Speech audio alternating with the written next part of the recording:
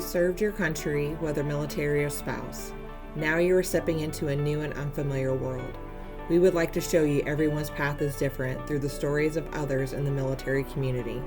Grab your favorite beverage and prepare to listen to our next transition tale.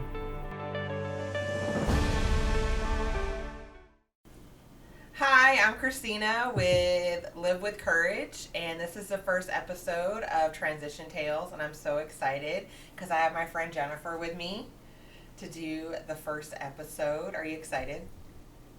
I'm a little nervous. Really? We do podcasts on yours all the time. I don't talk about serious stuff, though. Not serious stuff about myself. We talk about other people. We do talk about other people. So, do you want to say a little bit about yourself? Tell everybody who you are. My name is Jennifer Reid. I was in the Marines for 49 years. I'm now 57. Damn, girl, you look good. Yeah, thank you. Just kidding. Okay. I was in the Air Force. Actually, my 3-year anniversary being out is almost here in 4 days. Got medically retired out of the Air Force in 2017. I'm now a full-time student, and I also do podcasting. No Facts with Jen. Awesome.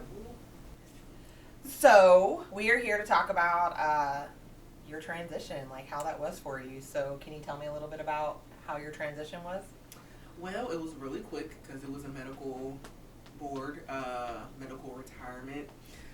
So I think I found out in May that I was going to be transitioning out, and then I was out by August. Wow, that's quick. Yeah. So the board wasn't that long, was it? No. Oh, so you were hoping that they would retain you? No. But did you prepare then before? No. You're like, I'll just wait until they tell me. Honestly, I was not at all prepared to be out of the military, but at the same time, I knew the military wasn't what was best for me mentally. So it was either, figure out something financially and have a better, mental space, or keep doing the same stuff over and over again and, having my mental health deteriorate. So, no, I did not want them to retain me. I was ready to be out. I was ready to be done. Okay, so when they told you that you were getting out, what did you do from then until your date of separation? I twerked in the club until it was time to get out. Just kidding. Well, I mean, not really. But from that time until I got out, I really didn't do much but, look at... I really didn't do much because, honestly, I wasn't prepared. And it's, not just a physical preparedness. I was not mentally prepared to be out of the military. I basically was like, okay, I'm going to go to school full time. I still go to school full time. I'm about to be graduating next year. But, other than that, I really did not have a plan. I did not know myself enough, honestly, to even have a plan. The military was my life since I was 18 years old. I didn't know what to do with my life, honestly, at that point in time. It was just me winging it. I was literally winging it. So when they sent you to, tap and stuff, did you, just go with the flow or not take it seriously? Oh, no, I took taps very seriously. I took all the little pictures, made up my LinkedIn, and did everything. Last year I was working as an administrative assistant kind of job or whatever, and I think that's when I really noticed it wasn't for me to be in the business world, but I wouldn't have known that unless I tried it. So why did you go for administrative assistant? Well, I didn't really know. I'm good with papers. I'm good with filing. I'm good, honestly, I'm good with PowerPoint, Excel, all of that stuff, because I had to know it from my job when I was in the military. I had to, sign up a bunch of people for training. I had to do trainer, classes and all that stuff. So for me, it was just oh, well, this is something kind of like what I did in the military. But I didn't really notice that at the time I needed to do something that wasn't wasn't the like same. that. Was that the advice that you got from resources too? Was, oh, just go and do what you did in the military? I think that's pretty much what it was, especially with TAPS. It was like mainly like, oh, let's do your resume and let's kind of like gear it towards something that you've already done. And I mean, first of all, I didn't even have a job searching was hard.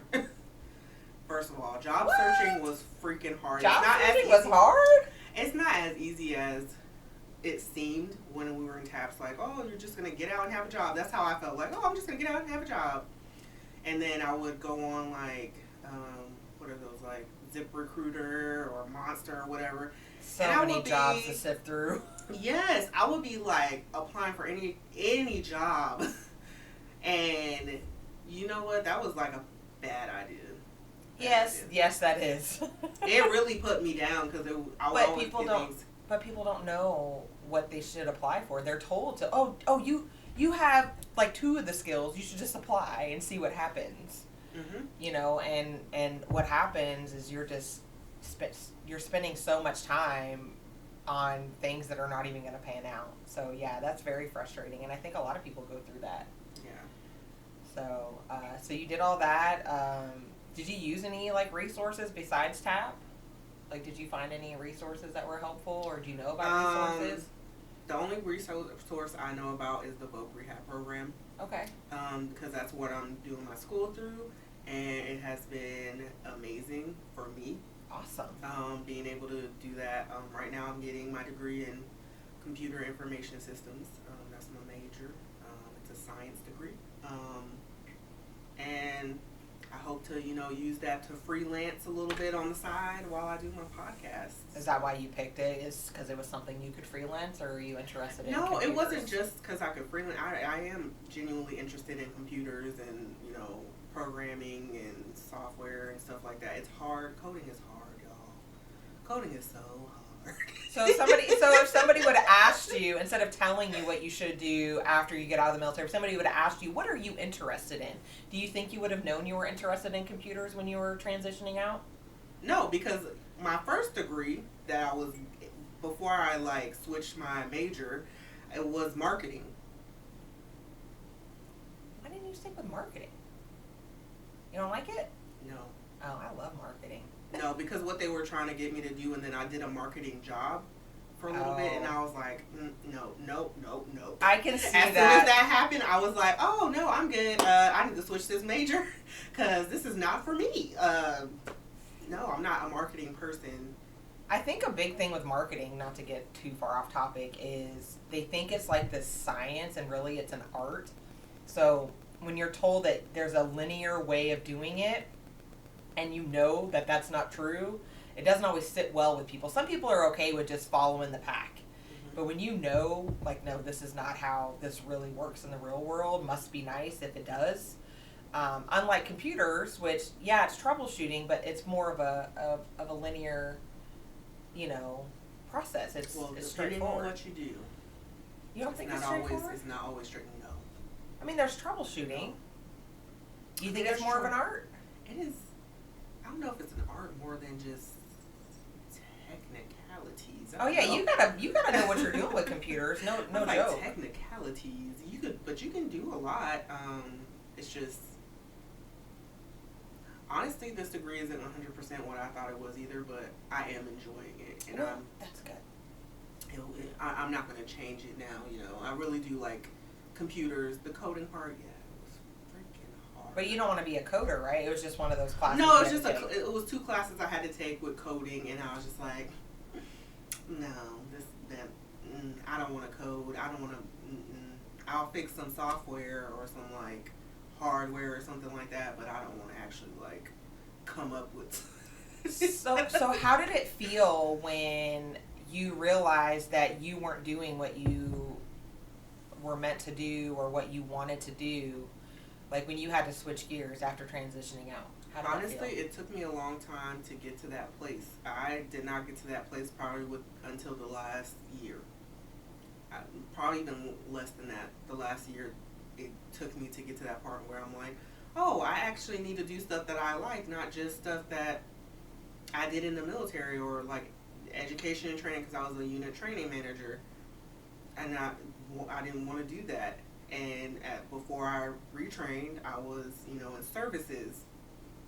I don't want to cook. Like, I like cooking at my house for my daughter or myself, but I don't want to cook for the masses. People, like, it's just not, it wasn't enjoyable for me. So did you think you didn't have a choice when you got out, I wonder? I don't know if it felt, I don't know if it was more like I didn't feel like I had a choice, or more like I didn't know what else my skills could, lean me towards, like another job or career. It was hard though. Like, it took me a while to get to this place. I'm still, 3 years later, still not completely like feeling like I am transitioned out of the military. I feel like I'm getting there, but I still don't feel like, I don't know if I'll ever 100% feel. I think a lot of people feel that way. Yeah. So, what do you think was the biggest challenge that you had, for military transition from then to now? My finances. Because finding a job, I don't have a job now, other than my podcast, and that is something newer. And I think that was something big I didn't understand, and then just the mental aspect of it. I wasn't ready mentally to let go of the military because I didn't know who I was. I thought I was just the military. Like, I feel like the best way I could describe it is when I got out, it's like I had to go back to being like a 18-year-old. So, when you're 18, you go to college and you're in the world and you're trying to figure out where you fit in and what job is best for you. That's how I felt, but at 30. It feels like trying to find where I fit in, and that's the hardest part because I feel like a lot of people don't get that. Like, did you feel kind of ashamed that you were going through that at 30? Yes, very much so, because I felt like a child. Not a child, a kid, like a young... But you felt like you should have been past this, right? That should word. Yes, that's exactly. I felt like I should be a lot farther than I was. And I wasn't. I'm still not where I want to be, but I will be where I want to be. It's like restarting your life. It really is. It is. So, if you could give anybody advice, what advice would you give them that's transitioning out of the military? I have a couple of things. One, get therapy. I know a lot of people have like their own thoughts about therapy. Therapy can help you so much with trying to get you down what path you need to go, or just dealing with the emotions and feelings, because even if you want to leave the military, it's still a loss. Like, you're still losing like a piece of like what was a part of your life every single day, and it's hard. So that's one thing I would say. And two, find out like more about yourself and what you like and what you want to do, and not just go for things that, oh, well, I did this in the military, so I'm just going to go back to that. If it's something that didn't make you truly happy, then I feel like you're never, like, that's one thing I'm also learning. You're never too old to follow your dreams. No, not at all. You're never too old to follow your dreams, even if you're getting out at 50. Like, you're never too old to follow your dreams. So my advice is to find out who you are, what's best for you and maybe your family, and also to do that therapy, because I feel like that's an important thing. Yes, and even if you don't go to the VA, like, there's all kinds of options for therapy that you can do. I mean, there's the vet center, which everybody thinks is the VA, but it's actually separate. If you are part of the Wounded Warrior Project, they have therapy that you can go to that I just found out. Oh. There's Endeavors. If you have Endeavors in your area, they do therapy. So there's all different types of options. Something else that I noticed is, you were talking about how you thought you had to do what you did in the military. I also see a lot of people are following the pack. So, like, everybody for a while was going towards project management, and everybody wanted to be project manager. And now it's starting to switch over to Salesforce because project management's getting saturated. So I think that's another thing too. You know, it's not always what you did in the military. It's not always your degree. And it doesn't have to be what everybody else is doing, you know. Be wild and free, right? Be wild and free. Yeah, be free because you didn't have that choice in the military. No, and I think people have a hard time with having that choice. I didn't have that hard of a problem. I did. I did it, but I did and I didn't because, like, you see my little shaved side right here. Oh, you did little rebellious stuff. This shaved side has been there for longer than 3 years.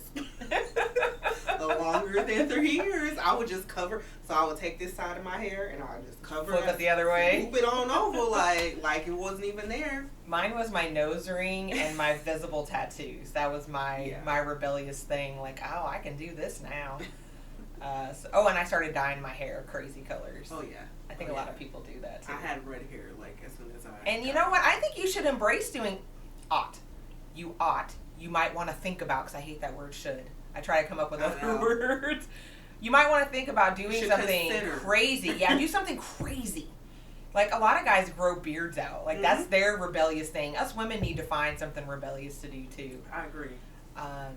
Color your hair something a crazy color. Get long nails. I got long black nails. Like, I don't even like long nails like that. But I was like, ooh, I'm going to do something crazy. I did long black nails because I could do it. Like, that's my thing, too. Be free. Like, it's not always negative getting out of the military. That's another. It's just not always negative. There are positives to it. Yeah, you can have long black nails. Yeah, and crazy color hair. Like, you can get your nose pierced. You can do whatever you want. And then people are like, you're not going to get a job. Well, I got a job with my nose pierced and everything. Shaved side. When I was doing that administrative job, I had the shaved side. And I got hired like that. So I don't think it's really that bad, but... Well, some people think it's, a little... I had stuff said to me, too. So, any final words, though? I mean, like... My final words is that the transition is hard, but many people have done it before you, and many people will do it after you. You will get through it. You will get through it. I agree. And find those resources that'll help you. Like, if you're struggling mentally, find mental resources. That's why I put out the resources that I have, because a lot of people are lost like you, right? They don't know what they want to do, and they end up in some job suck. And that's why I created The Struggle is Real, because people grieve leaving the military. They feel ashamed of starting all over or whatever else they feel ashamed of. They don't know who they are, so I help them discover that. So that's the whole reason why I put that together, is for that piece, because I know that's something that's missing. And you went through that, right? So did you find value? Like, did it help you discover who you were? The Struggle is Real.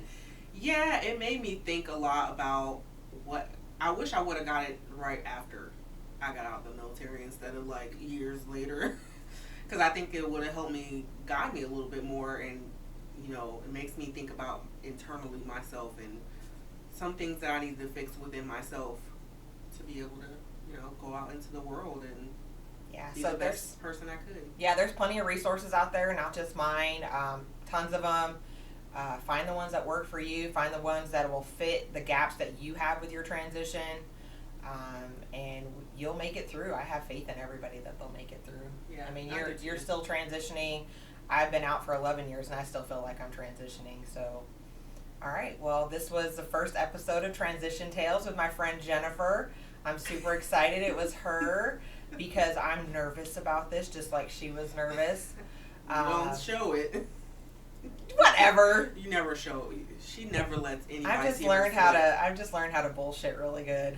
I was an AFSOC for a really long time.